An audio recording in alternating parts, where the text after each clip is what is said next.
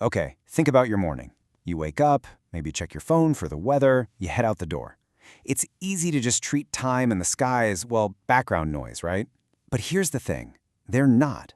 They are literally the architects of our entire human experience. So, yeah, let's get into that. You know that daily ritual you do, the one you're mostly on autopilot for?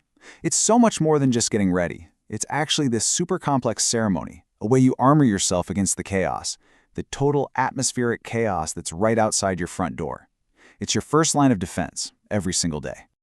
All right, so if we're going to understand our relationship with these huge, massive natural cycles of the planet, we've got to start small. We have to look at the micro level, that immediate kind of volatile cycle we deal with every single day. Yep, we have to start with your morning. Think about it. The alarm ticks, the cereal pours, the sneakers get tied, the door opens. It's a sequence that's so universal, it's one of the first things we teach kids. But why? Well, it's because we need that order, that simple story to act as a shield against the total randomness of the world outside. So here's the deal. We manufacture this predictability inside our homes because, let's be honest, we have zero control over what's happening outdoors. Your routine, that alarm, the cereal, how you tie your shoelaces, all of it, they're like tie-downs. They're the psychological anchors that keep us grounded before we have to face a day that's, well, completely out of our hands. Okay, so we've got our personal indoor order all figured out.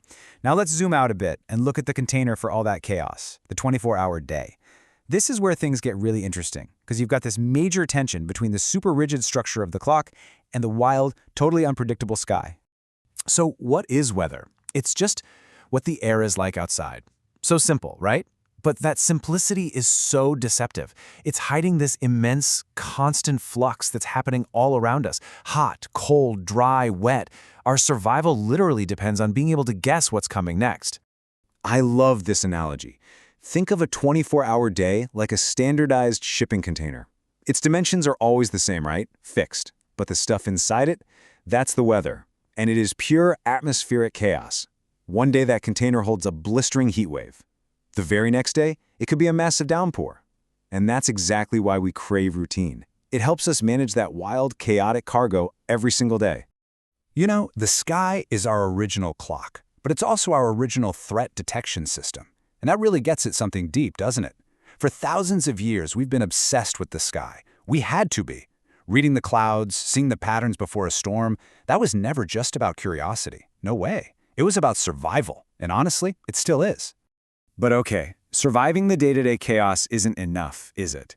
I mean, sure, you can grab a rain jacket for a random shower, but what do you do when the entire baseline temperature shifts for 3 months straight? That's a whole different ballgame, and it forces us to zoom way out, from the daily chaos to the huge macro pattern of the seasons. And this apple tree is the perfect way to see it. In spring, you see these tiny little buds. Then, boom, summer, it's full of leaves and ripe apples.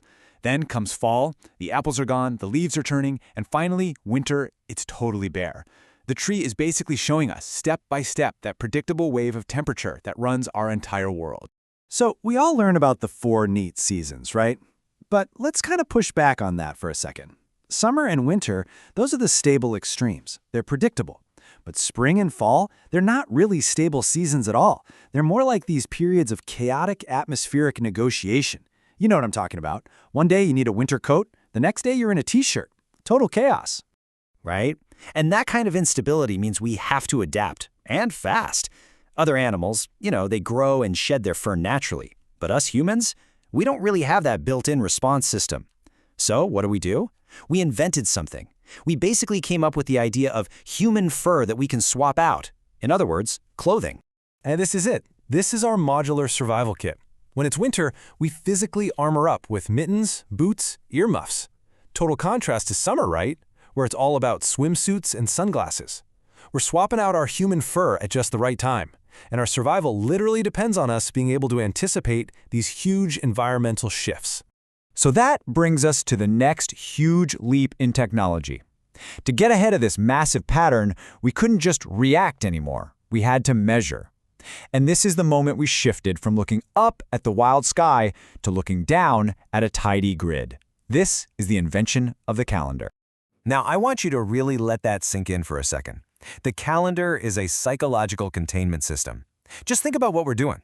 We're taking these wild, powerful, natural cycles, thunderstorms, blizzards, blooming trees, and we're shoving them into these neat, orderly mathematical boxes. I mean, look at this calendar for May. We don't just track the days. We pin our own artificial events right on top of the natural cycle. We say, okay, Teacher's Day is on Tuesday the 7th, and Memorial Day is Monday the 27th. We're weaving our human timeline into nature's timeline, all to give us this feeling of permanence and control. And this gets to the absolute core of it all. The Earth doesn't know what a Tuesday is, the weather definitely doesn't care that it's Memorial Day, but we need those boxes to function. Without that grid, time is just this endless, kind of terrifying flow. But with the grid, suddenly it's a resource we can actually manage. So, when you step back and look at this whole progression, it's just wild. You realize what an incredible journey the human mind has been on. We've gone from just immediate sensory survival to this long-term, totally abstract way of keeping time.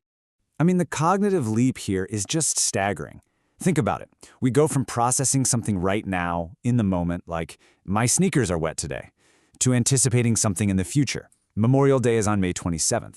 But then we go even further to this totally abstract idea. What will the world be like in the 21st century? We're thinking about a chunk of time we probably won't even live to see all of. That's a huge shift, from personal experience to generational time. And this really brings us to the key takeaway. There's an old saying, the map is not the territory. Well, the calendar grid is neat and tidy, but the sky above it is wild. All these systems we've built, our routines, our calendars, our clothes, they give us this necessary illusion of control.